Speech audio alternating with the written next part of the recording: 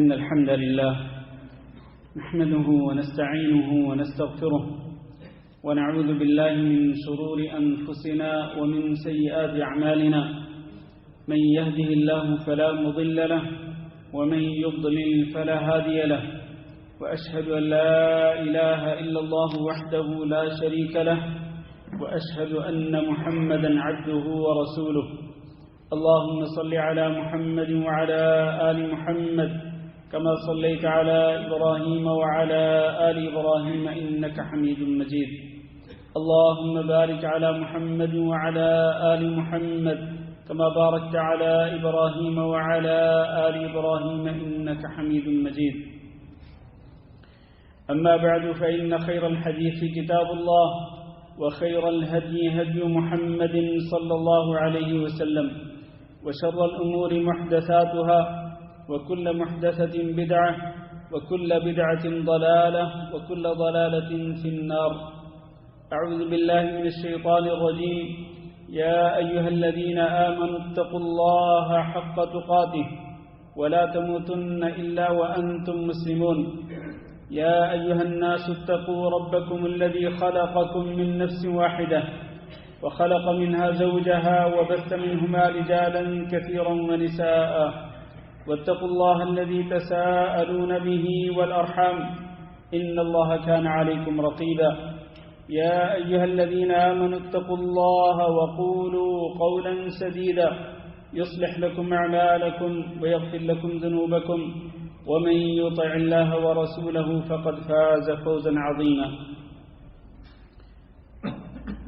قابل صد احترام دوستوں اور بھائیوں اور معززات ماؤں بہنوں بیٹیوں اور خواتین اسلام،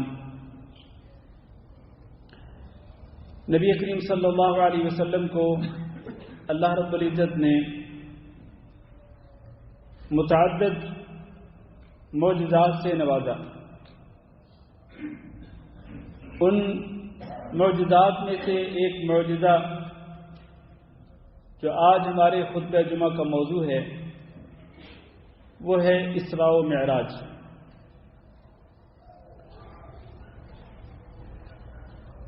یہ معجزہ اللہ رب العزت نے اپنے پیارے نبی جناب محمد صلی اللہ علیہ وسلم کو اس وقت دیا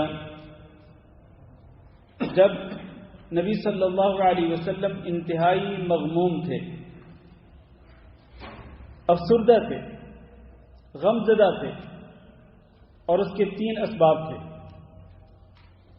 ایک سبب یہ کہ نبی کریم صلی اللہ علیہ وسلم کی پہلی زوجہ مطہرہ سیدہ خدیجہ رضی اللہ تعالیٰ عنہ وفات پا گئی تھی، جنہوں نے نبی صلی اللہ علیہ وسلم کو بہت زیادہ تسلی دلائی تھی اور آپ کے ساتھ ہمدردی کی تھی اور آپ کے ساتھ محبت اور پیار کا رویہ رکھا تھا. جب نبی کریم صلی اللہ علیہ وسلم پر پہلی وحی نازل ہوئی اور آپ صلی اللہ علیہ وسلم اپنے گھر میں واپس لوٹے تو انتہائی گھبراہٹ کے عالم میں تھے. تو اس زوجہ مطہرہ نے نبی کریم صلی اللہ علیہ وسلم کا حوصلہ بڑھایا، اور سمجھدار بیوی کا یہی کام ہے کہ جب وہ اپنے خامند کو پریشان حال دیکھتی ہے تو وہ اس کا حوصلہ بڑھاتی ہے، وہ اس کی پریشانیوں میں اضافہ نہیں کرتی بلکہ وہ اپنے خامند کی پریشانیوں میں خاطر خواہ جہاں تک ہو سکتا ہے وہ کمی لانے کی کوشش کرتی ہے. سیدہ خدیجہ رضی اللہ تعالی عنہ کی وفات ہوئی. پھر اس کے بعد ایک اور واقعہ ہوا کہ نبی کریم صلی اللہ علیہ وسلم کے چچا ابو طالب بھی وفات پا گئے، کہ جو نبی صلی اللہ علیہ وسلم کی بہت زیادہ حمایت اور نصرت کرتے تھے، باوجود اس کے کہ وہ کفر پر قائم تھے لیکن اپنے بھتیجے کی حمایت کرتے تھے، اور ان کی وجہ سے کفار کو یہ موقع نہیں ملتا تھا، زیادہ چانس نہیں ملتا تھا کہ وہ نبی صلی اللہ علیہ وسلم کو زیادہ اذیتیں پہنچائیں. ابو طالب ان کا بھی انتقال ہو گیا. پھر اس کے بعد نبی کریم صلی اللہ علیہ وسلم مکہ مکرمہ میں مکہ والوں کی اذیتوں سے تنگ ہو کر آپ صلی اللہ علیہ وسلم جب اپنی دعوت کو پیش کرنے کے لیے طائف میں گئے تو اہل طائف والوں نے جو آپ صلی اللہ علیہ وسلم کے ساتھ سلوک کیا، وہ آپ کو معلوم ہے کہ انہوں نے بچوں کو، نوجوانوں کو آپ کے پیچھے لگا دیا، جنہوں نے آپ صلی اللہ علیہ وسلم پر پتھروں کی بارش کر دی۔ نبی کریم صلی اللہ علیہ وسلم زخمی ہوئے اور بہت ہی افسردہ حالت میں نبی صلی اللہ علیہ وسلم وہاں سے واپس لوٹے۔ یہ 3 واقعات جو ہیں، ان واقعات کی وجہ سے نبی صلی اللہ علیہ وسلم انتہائی مغموم تھے۔ تو اسی دوران میں اللہ رب العزت نے نبی صلی اللہ علیہ وسلم کو یہ معجزہ اسراء و معراج دیا، جس کے ذریعے آپ صلی اللہ علیہ وسلم کو تسلی دلانا مقصود تھا، اور آپ صلی اللہ علیہ وسلم کو اطمینان دلانا مقصود تھا، اور آپ کا حوصلہ بڑھانا مقصود تھا کہ اگر زمین والے آپ پر زمین تنگ کر رہے ہیں اور آپ کی دعوت پر ایمان نہیں لا رہے تو آپ فکر نہ کریں، آسمان والے آپ کے قدموں تلے پھول بچھانے کے لیے تیار ہیں، آسمان والے آپ کا استقبال کرنے کے لیے تیار ہیں۔ چنانچہ اللہ رب العزت نے اپنے اس قدرت کے عظیم شاہکار کا تذکرہ فرمایا قرآن مجید کے اندر کہ سبحان الذی اسری بعبدہ لیلا من المسجد الحرام الى المسجد الاقصى الذي باركنا حوله لنریہ من آیاتنا۔ پاک ہے وہ ذات کہ جس نے اپنے بندے کو سیر کرائی رات کے کچھ حصے میں، کہاں سے کہاں تک؟ مسجد حرام سے مسجد اقصی تک۔ وہ مسجد اقصی کہ جس کا ارد گرد بہت ہی بابرکت ہے، اگر اس کا ارد گرد بہت ہی بابرکت ہے تو خود مسجد اقصی کتنی زیادہ بابرکت ہوگی، اس کا انسان تصور بھی نہیں کر سکتا۔ اور ہم نے یہ سب کیوں کیا؟ لنریہ من آیاتنا، تاکہ ہم آپ صلی اللہ علیہ وسلم کو اپنی نشانیاں دکھلا سکیں، کہ آپ اللہ رب العزت کی قدرت کی نشانیاں دیکھ کر آپ اپنے ایمان کو اور زیادہ مضبوط کریں۔ تو یہ وہ واقعہ ہے جس کی طرف اللہ رب العزت نے اس آیت کے اندر اشارہ فرمایا، اور اہل سنہ والجماعہ کے اس بات پر اتفاق ہے کہ واقعہ اسراء و معراج نبی کریم صلی اللہ علیہ وسلم کو بیداری کی حالت میں روح اور جسم دونوں کے ساتھ کرایا گیا۔ ایسا نہیں ہے کہ خواب کی حالت میں نبی صلی اللہ علیہ وسلم کو بیت المقدس بھی دکھلا دیا گیا، اور خواب کی حالت میں ہی نبی صلی اللہ علیہ وسلم کو آسمانوں کی سیر بھی کرا دی گئی، خواب کی حالت میں ہی نبی صلی اللہ علیہ وسلم کو سدرۃ المنتہا اور جنت بھی دکھلا دی گئی۔ ایسا ہرگز نہیں ہے،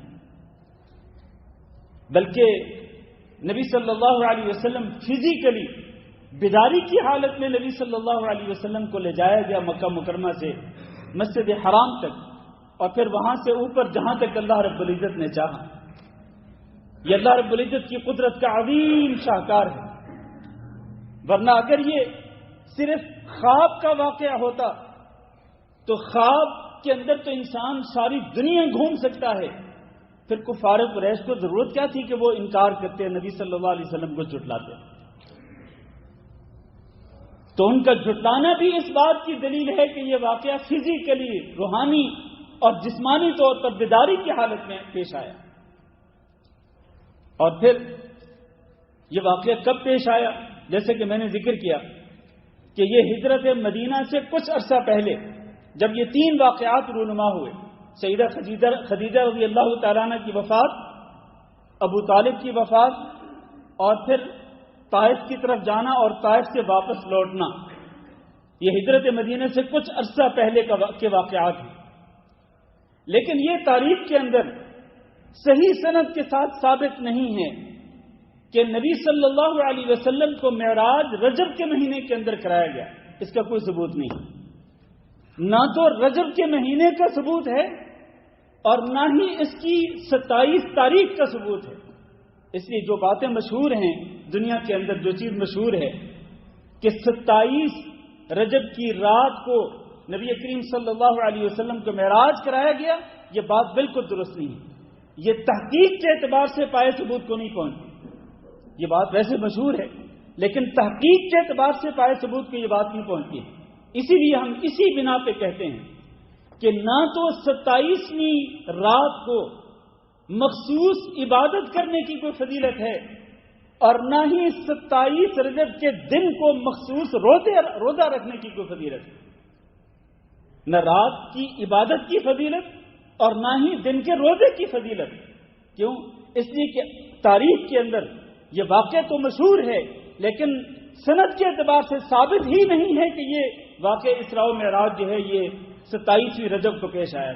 جب وہ ثابت ہی نہیں تو پھر اس رات کو مخصوص طور پر عبادت کرنا اور اگلے دن کا روزہ رکھنا اس کی شرعی طور پر کوئی حیثیت نہیں۔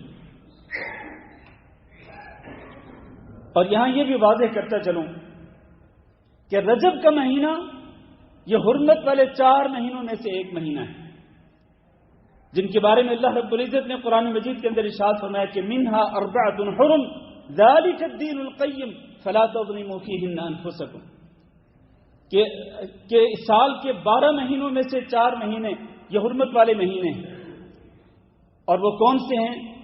3 لگاتار آتے ہیں، ذوالقعدہ، ذوالحجہ، یہ ہجری سال کے آخری 2 مہینے ہیں، اور پھر ہجری سال کا پہلا مہینہ جو کہ محرم ہے۔ یہ 3 لگاتار آتے ہیں، اور چوتھا مہینہ یہ رجب کا مہینہ ہے، یہ حرمت والا مہینہ ہے۔ ان حرمت والے مہینوں کے بارے میں اللہ رب العزت نے خاص طور پر یہ حکم دیا کہ فلا تظلموا فیہن انفسکم، ان 4 مہینوں کے اندر تم نے اپنی جانوں پہ ظلم نہیں کرنا ہے۔ اور جانوں پہ ظلم کرنے سے مراد گناہ کر کے اپنی جان پہ ظلم کرنا ہے۔ جب انسان گناہ کرتا ہے تو اپنی ہی جان پہ ظلم کرتا ہے، وہ کسی پہ ظلم نہیں کرتا، اپنے اوپر ہی وہ ظلم کر رہا ہوتا ہے، اور اس کی سزا بھی خود اس کو بھگتنا پڑے گی قیامت کے دن، اگر وہ توبہ نہیں کرتا اور اگر وہ اپنے گناہ معاف نہیں کرواتا۔ ویسے تو پورے سال کے اندر گناہ کرنا ممنوع ہے، جائز نہیں ہے، لیکن خاص طور پر ان حرمت والے مہینوں کے اندر جن میں سے ایک یہ رجب کا مہینہ ہے، لہذا ہمیں اس پورے رجب کے مہینے کے اندر خاص طور پر تمام کے تمام گناہوں سے بچنا چاہیے اور گناہ کر کے اپنی جان پہ ظلم نہیں کرنا چاہیے، کیونکہ اس سے اللہ تعالیٰ نے منع کیا۔ یہ ہے رجب کی فضیلت کہ یہ حرمت والا مہینہ ہے، لیکن پورے رجب کے مہینے کے اندر نہ تو کسی خاص دن کے روزے کی فضیلت ہے اور نہ ہی کسی خاص رات کی عبادت کی فضیلت ہے۔ اور آئیے آپ چلتے ہیں واقعہ اسراء و معراج کی طرف۔ مختصر طور پر عرض کرتا ہوں کہ نبی کریم صلی اللہ علیہ وسلم کو آپ کے گھر سے لے جایا گیا، حضرت جبریل امین آئے، انہوں نے نبی صلی اللہ اور ان کے ساتھ 2 فرشتے اور بھی تھے، نبی صلی اللہ علیہ وسلم کو خانہ کعبہ میں لائے، آپ کا سینہ چاک کیا، آپ کا دل نکالا، اس کو زمزم کے پانی کے ساتھ دھویا، پھر اس کے اندر ایمان اور حکمت کو بھرا، اور پھر اس کو اس کی اصل جگہ پہ واپس لوٹا دیا گیا۔ یہ ایک بہت بڑا معجزہ ہے کہ دل کو نکالا گیا سینہ چیر کر، اور اس کو دھو کر اس کے اندر ایمان اور حکمت کو بھر کر اس کو واپس اپنی جگہ پہ لوٹایا گیا، اور پھر اس کے بعد آپ صلی اللہ علیہ وسلم کو لے جایا گیا مسجد اقصیٰ کے اندر، جہاں نبی صلی اللہ علیہ وسلم نے تمام کے تمام انبیاء کرام علیہ السلام کو مسجد اقصیٰ کے اندر 2 رکعت نماز پڑھائی، اور اس کے بعد اور یہاں سے مسجد حرام سے مسجد اقصیٰ تک لے جانے کا ذریعہ کیا تھا؟ براق نامی سواری تھی، کہ جس کا ایک قدم جو ہے وہ اس کی حد نکاح تک جاتا تھا۔ آپ یوں سمجھے کہ مسجد حرام سے مسجد اقصیٰ تک کا جو سفر تھا وہ چند سیکنڈ کے اندر طے ہو گیا، چند سیکنڈ کے اندر، کیونکہ اس سواری کا ایک قدم جو ہے وہ وہاں تک جاتا تھا جہاں تک اس کی نظر جاتی تھی، حد نگاہ تک۔ اور یہ سفر عام طور پر قریش مکہ 40 دنوں کے اندر کرتے تھے۔ یہی تو بات تھی کہ انہوں نے جھٹلا دیا نبی صلی اللہ علیہ وسلم کو کہ ہم تو 40 دن تھک جاتے ہیں سفر کر کر کے، اور تب ہم مسجد اقصیٰ یا بیت المقدس میں پہنچتے ہیں، اور تم کہتے ہو کہ رات کی کچھ گھڑیوں کے اندر تم نے یہ پورا سفر کر لیا، اور گئے بھی اور واپس بھی آ گئے، صبح کے وقت مکہ مکرمہ میں آ گئے۔ پھر اس کے بعد نبی صلی اللہ علیہ وسلم کو اوپر لے جایا گیا، حضرت جبریل امین نے آپ صلی اللہ علیہ وسلم کا ہاتھ پکڑا، اور ہاتھ پکڑ کے نبی صلی اللہ علیہ وسلم کو اوپر لے کے گئے، کیونکہ یہ سواری یہ صرف مسجد اقصیٰ سے مسجد حرام تک تھی، مسجد حرام سے مسجد اقصیٰ تک تھی۔ اس کے بعد اوپر جانے کا ذریعہ حضرت جبریل امین تھے۔ پہلے آسمان پر استقبال ہوا، پھر دوسرے آسمان پر، پھر تیسرے آسمان پر، اور یاد رہے میرے عزیز بھائیوں کہ صحیح حدیث کے اندر یہ موجود ہے کہ زمین سے لے کر پہلے آسمان تک یہ جو مسافت ہے یہ 500 سالوں کے اندر طے ہوتی ہے.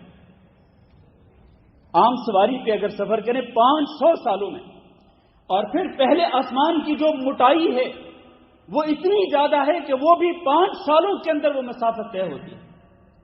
پھر اس کے بعد دوسرے آسمان تک بھی اتنی ہی مسافت، پھر دوسرے آسمان کی موٹائی بھی اتنی ہی، پھر اس کے بعد تیسرے آسمان تک بھی اتنی ہی مسافت. اس طرح سے 7 آسمانوں پر نبی صلی اللہ علیہ وسلم کو اوپر لے جایا گیا. ہر آسمان پہ مختلف انبیاء سے ملاقاتیں ہوئی. حضرت آدم علیہ السلام سے حضرت عیسیٰ علیہ السلام، حضرت یحییٰ علیہ السلام ایک ہی آسمان پر، اور اسی طرح حضرت یوسف علیہ السلام، حضرت ہارون علیہ السلام، حضرت موسیٰ علیہ السلام. 7ویں آسمان پہ حضرت ابراہیم علیہ السلام سے ملاقات ہوئی البیت المعمور کے پاس، کہ جس کے بارے میں نبی کریم صلی اللہ علیہ وسلم نے ارشاد فرمایا کہ اس میں روزانہ 70,000 فرشتے داخل ہوتے ہیں اور وہ اللہ رب العزت کی عبادت کرتے ہیں. وہ باہر نکلتے ہیں تو قیامت تک ان 70,000 فرشتوں کی باری نہیں آنے والی. یعنی فرشتوں کی تعداد اتنی زیادہ ہے کہ 70,000 فرشتے روزانہ البیت المعمور میں جا کے عبادت کرتے ہیں، اور پھر وہ قیامت تک دوبارہ نہیں جا سکیں گے. آسمان چرچرا رہا تھا. جب نبی صلی اللہ علیہ وسلم آسمانوں پہ گئے تو ہر آسمان اس کے چرچرانے کی آوازیں تھیں. اس کی وجہ کیا تھی کہ 4 انگلیوں کے برابر جگہ بھی خالی نہیں تھی جہاں پر کوئی فرشتہ موجود نہ ہوتا. پھر نبی صلی اللہ علیہ وسلم 7ویں آسمان سے بھی اوپر گئے. سدرۃ المنتہا کو بھی دیکھا نبی صلی اللہ علیہ وسلم نے، جس کا ذکر اللہ رب العزت نے سورۃ النجم میں بھی کیا. میں چونکہ واقعہ مختصر کر رہا ہوں. سدرۃ المنتہا کے جس کے حسن کے بارے میں نبی صلی اللہ علیہ وسلم فرماتے ہیں کہ اس کا حسن اتنا زیادہ تھا، وہ درخت اتنا حسین و جمیل تھا کہ اس کا حسن کوئی بھی بیان کرنے والا بیان نہیں کر سکتا. ناقابل بیان حد تک وہ درخت جو ہے وہ خوبصورت تھا. اور پھر اس سے بھی اوپر جہاں تک اللہ رب العزت نے چاہا وہاں تک نبی صلی اللہ علیہ وسلم کو لے جایا گیا، کہ جہاں نبی صلی اللہ علیہ وسلم فرماتے ہیں کہ میں نے قلم چلنے کی آواز سنی. اللہ رب العزت کے جو احکامات لکھنے والے جو فرشتے تھے وہ اللہ کے احکامات کو لکھ رہے تھے، ان کے قلم چلنے کی آواز بھی میں نے سنی. اتنا قریب گئے نبی صلی اللہ علیہ وسلم. لیکن 1 منٹ کے لیے رک جائیے. لوگ اس سے آگے بہت بڑی بڑی کہانیاں بیان کرتے ہیں. لوگ کہتے ہیں کہ نبی کریم صلی اللہ علیہ وسلم اللہ رب العزت کے یوں قریب ہو گئے جیسے یہ 2 قوسیں آپس میں ملتی ہیں. 2 قوسیں، 2 کمانوں کا جس طرح آپس میں ملاپ ہوتا ہے، بالکل اسی طرح سے اللہ کا اور نبی صلی اللہ علیہ وسلم کا ملاپ ہوا. اور یہ جھوٹ ہے، اس کی کوئی حیثیت نہیں. میں کہہ رہا ہوں جھوٹ ہے. پوری ذمہ داری کے ساتھ منبر پہ کھڑے ہو کر میں یہ کہہ رہا ہوں کہ یہ جو مثال بیان کی جاتی ہے کہ نبی صلی اللہ علیہ وسلم اور اللہ رب العزت اتنے فاصلے پہ رہ گئے جیسے یہ 2 کمانیں ہیں، جیسے یہ 2 قوس ہیں، تو یہ بالکل جھوٹ ہے. اس کی کوئی حیثیت نہیں. وہ جو سورۃ النجم کے اندر بیان کیا گیا وہ نبی صلی اللہ علیہ وسلم اور حضرت جبریل کا ہے کہ ان کا اس طرح سے ملاپ ہوا. یہ نہیں ہے کہ نبی صلی اللہ علیہ وسلم کا اللہ سے اس طرح ملاپ ہوا. یہ بالکل غلط بات. اور نہ ہی نبی صلی اللہ علیہ وسلم نے اللہ رب العزت کو اپنی آنکھوں سے دیکھا. یہ ایک اور غلط بات ہے جو بیان کی جاتی ہے. نبی صلی اللہ علیہ وسلم نے اللہ رب العزت کو اپنی آنکھوں سے اس موقع پہ نہیں دیکھا. یہ سوال خود نبی صلی اللہ علیہ وسلم سے کیا گیا کہ کیا آپ نے معراج کی رات میں اللہ رب العزت کو اپنی آنکھوں سے دیکھا تھا؟ تو نبی صلی اللہ علیہ وسلم نے کیا جواب دیا؟ آپ نے فرمایا کہ نور انا ارا، اللہ رب العزت اور میرے درمیان تو نور کا پردہ تھا، میں کیسے اللہ رب العزت کو دیکھ سکتا تھا؟ یہ خود نبی صلی اللہ علیہ وسلم نے جواب دیا. حضرت عائشہ رضی اللہ تعالیٰ نے یہ کہتی ہیں کہ جو شخص یہ دعویٰ کرتا ہو کہ معراج کی رات میں نبی صلی اللہ علیہ وسلم نے اللہ رب العزت کو اپنی آنکھوں سے دیکھا تھا، وہ اللہ رب العزت پہ جھوٹا بہتان باندھتا ہے. یہ حدیث صحیح مسلم کے اندر موجود ہے. یہ اور اس کے علاوہ بے شمار دلائل ہیں میرے عزیز بھائی. تو اللہ رب العزت نے نبی کریم صلی اللہ علیہ وسلم کی مہمان نوازی کی. کس طرح کہ اللہ رب العزت نے نبی صلی اللہ علیہ وسلم کو 3 انعامات دیے. وہ 3 انعامات کیا تھے؟ ایک انعام یہ تھا کہ اللہ رب العزت نے 50 نمازیں فرض کر دی. وہ واقعہ مشہور ہے، صحیح بات ہے، صحیح حدیث کے اندر موجود ہے کہ حضرت موسیٰ علیہ السلام کے پاس واپس لوٹے تو انہوں نے کہا کہ آپ کی امت 50 نمازیں نہیں پڑھ سکتی، میں اپنی امت میں تجربہ کر چکا ہوں. بار بار نبی صلی اللہ علیہ وسلم واپس گئے اور آخرکار وہ 5 رہ گئیں. اللہ نے فرمایا کہ یہ 5 ہیں لیکن یہ 50 کے برابر ہیں اجر و ثواب کے اعتبار سے. میرے عزیز بھائیوں، یہ 5 نمازیں اللہ رب العزت نے اپنے پیارے نبی جناب محمد صلی اللہ علیہ وسلم کو اوپر بلا کر، زمین پہ فرض نہیں ہوئی، اپنے پاس بلا کر اللہ رب العزت نے نمازوں کو فرض کیا. اس سے یہ ثابت ہوتا ہے کہ یہ نمازیں اصل میں اللہ رب العزت کا قرب حاصل کرنے کا سب سے بڑا ذریعہ ہے.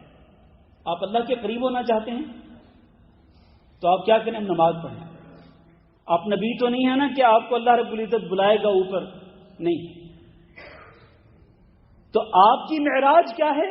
آپ کی معراج نماز ہے کہ نماز کے ذریعے آپ اللہ رب العزت کا تقرب حاصل کر سکتے ہیں.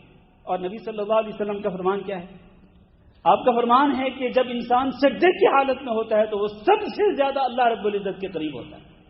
آپ نے اپنے آپ کو زمین پہ گرا دیا، اللہ کے سامنے اپنے آپ کو جھکا دیا، گویا کہ آپ کے کہنے کہ اللہ میں تیرے حکم کے سامنے اپنے آپ کو جھکاتا ہوں. اللہ کو یہ ادا بڑی پسند آتی ہے. اس لیے پھر بندہ جب سجدے کی حالت میں جو دعا کرتا ہے اللہ رب العزت اس دعا کو قبول کرتا ہے. میرے بھائیوں، نبی کریم صلی اللہ علیہ وسلم پر 50 نمازیں فرض کی گئی، پھر 5 رہ گئی. ان 5 نمازوں کو پابندی کے ساتھ پڑھا کی تھی. ان انعامات میں سے ایک انعام کہ سورۃ البقرہ کی جو آخری 2 آیتیں ہیں یہ بھی اس وقت اللہ رب العزت نے نبی صلی اللہ علیہ وسلم کو عطا کی. اور اللہ نے فرمایا کہ آپ یہ جو آخر میں سورۃ البقرہ کے آخر میں دعا ہے، ربنا لا تؤاخذنا ان نسینا او اخطانا، اور ہم نے پچھلے جمعہ میں غالباً پچھلے جمعے ہم نے اس کی تفسیر بیان کی. تو اللہ نے کہا کہ آپ اور آپ کی امت کے لوگ جب اس دعا کو پڑھیں گے تو ہر دعا پہ میں کہوں گا کہ میں نے آپ کی دعا کو قبول کر لیا. یہ انعام تھا اللہ کی طرف سے نبی صلی اللہ علیہ وسلم کے لیے اور آپ صلی اللہ علیہ وسلم کی امت کے لیے. اور تیسرا انعام کیا تھا؟ اللہ نے فرمایا جاؤ آپ کی امت میں سے جو لوگ میرے پاس اس حالت میں آئیں گے کہ ان کا دامن شرک کی غلطوں سے پاک ہوگا. شرک نہیں ہوگا، شرک کا کوئی داغ کوئی دھبا ان کے دامن پہ نہیں ہوگا، تو میں ان کے دیگر جو شرک کے علاوہ جو بڑے بڑے گناہ ہوں گے میں ان کو اپنے فضل و کرم سے معاف کر دوں گا. یہ 3 انعامات اللہ رب العزت نے دیے نبی صلی اللہ علیہ وسلم کو. پھر نبی صلی اللہ علیہ وسلم واپس آئے. واقعہ بڑا مشہور ہے. اس دوران نبی صلی اللہ علیہ وسلم نے جنت کو بھی دیکھا. نبی صلی اللہ علیہ وسلم نے کچھ لوگوں کو دیکھا کہ ان کو جہنم کے عذاب میں کس طرح سے عذاب دیا جا رہا ہے. ان میں سے ایک نبی صلی اللہ علیہ وسلم نے دیکھا کہ کچھ لوگ اپنے چہروں کو ان کو تانبے کے ناخن دیے گئے اور وہ اپنے چہروں کو نوچ رہے ہیں. اللہ کے نبی نے پوچھا یہ کون لوگ ہیں؟ تو جبریل امین نے بتلایا کہ الذین هؤلاء الذین یقعون فی اعراض الناس، یہ وہ ہیں کہ جو لوگوں کی عزتوں کو نشانہ بناتے ہیں، ان کی پیٹھ پیچھے ان کی غیبت کرتے ہیں، ان کے عیب بیان کرتے ہیں، ان کی عزتوں کو نشانہ بناتے ہیں. تو ان کو یہ سزا دی جا رہی ہے کہ وہ اپنے ہی تانبے کے دیے ہوئے ناخنوں کے ساتھ اپنے چہروں کو نوچ لیں. اس لیے میرے بھائیوں، میں اپنے بھائیوں سے اور اپنی ماں بہنوں سے یہ بات کہہ رہا ہوں، یہ سوچ لیا کیجئے کہ جب آپ غیبت کر رہے ہوں تو آپ یوں سمجھ لیجئے کہ آپ اپنے ہی چہرے کو نوچ رہے ہیں. آپ جس کی غیبت کر رہے ہیں آپ اس کو نقصان نہیں پہنچا سکتے، بلکہ اس کے برعکس جس کی آپ غیبت کر رہے ہیں نا اس کی پیٹھ پیچھے اس کے عیب بیان کر رہے ہیں، آپ یوں سمجھے کہ آپ اپنی نیکیاں اس کو دے رہے ہیں. بعض لوگ بڑے پریشان ہوتے ہیں، اور جی فلاں نے میرے بارے میں یوں کہہ دیا، فلاں نے میرے بارے، اور بھائی آپ خوش ہو جائیں کہ اس نے آپ کو اپنی نیکیاں دے دی اور اس نے اپنے ہی چہرے کو نوچا ہے، اس نے آپ کو کوئی نقصان نہیں کیا.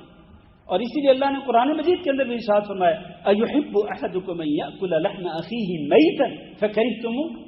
یہ غیبت کرنا ایسے ہے جیسے کہ آپ اپنے مردہ بھائی کے جسم کو کاٹ کاٹ کے کھا رہے ہیں. یہ اتنا بڑا گناہ ہے میرے عزیز بھائی. تو نبی صلی اللہ علیہ وسلم نے ان لوگوں کو دیکھا کہ جہنم کے اندر ان کو اس طرح سے عذاب دیا جا رہا ہے. ایک اور میں بس وہ بات ختم کر کے خطبہ ختم کرتا ہوں، بات عرض کر کے. نبی صلی اللہ علیہ وسلم نے کچھ لوگوں کو دیکھا کہ ان کے ہونٹوں کو جہنم کی آگ سے بنی ہوئی کینچیوں کے ساتھ کاٹا جا رہا ہے. ہونٹوں کو کاٹا جا رہا ہے. کس کے ساتھ؟ آگ، جہنم کی آگ سے بنی ہوئی کینچیوں کے ساتھ ان کے ہونٹوں کو کاٹا جا رہا ہے. تو اللہ کے رسول نے پوچھا یہ کون بدبخت لوگ ہیں جن کو یہ عذاب دیا جا رہا ہے؟ تو اللہ کے رسول نے کیا فرمایا؟ فرمایا اولئک خطباء امتی کا، یہ آپ کی امت کے خطباء ہیں، خطبہ دینے والے لوگ ہیں، یہ جو اپنے خطبوں کے اندر لوگوں کو نیکی کا حکم دیتے تھے اور خود عمل نہیں کرتے تھے، اور لوگوں کو برائی سے منع کرتے تھے لیکن خود اس برائی سے اجتناب اور پرہیز نہیں کرتے تھے.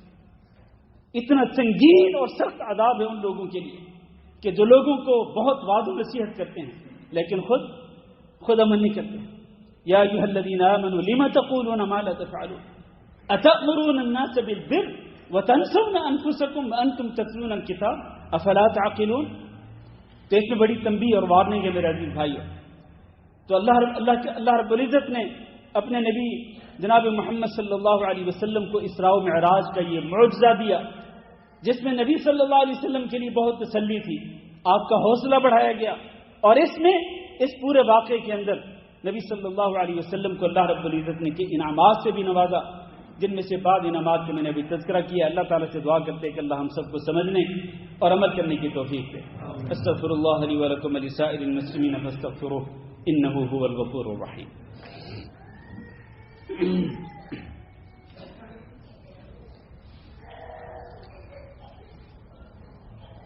ان الحمد لله نحمده ونستعينه ونستغفره ونعوذ بالله من شرور انفسنا ومن سيئات اعمالنا من يهده الله فلا مضل له ومن يضلل فلا هادي له واشهد ان لا اله الا الله وحده لا شريك له واشهد ان محمدا عبده ورسوله. اللهم صل على محمد وعلى آل محمد كما صليت على إبراهيم وعلى آل إبراهيم إنك حميد مجيد. اللهم بارك على محمد وعلى آل محمد كما باركت على إبراهيم وعلى آل إبراهيم إنك حميد مجيد. أما بعد، عزیز بھائیو اور دوستو، آج رجب کی 21 تاریخ ہے اور کل رجب کی 22 تاریخ ہوگی. بہت لوگ خاص طور پر ہمارے ملکوں کے اندر 22 رجب کو کنڈے کرتے ہیں. کچھ خاص قسم کے کھانے بنا کر وہ تقسیم کیے جاتے ہیں اور یہ 22 رجب کے کنڈے مشہور ہیں.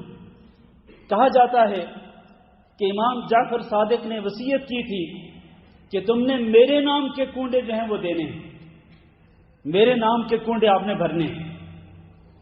اور یہ بالکل جھوٹ ہے، جھوٹی بات منسوب کی جاتی ہے حضرت امام جعفر صادق رحمہ اللہ کی طرف.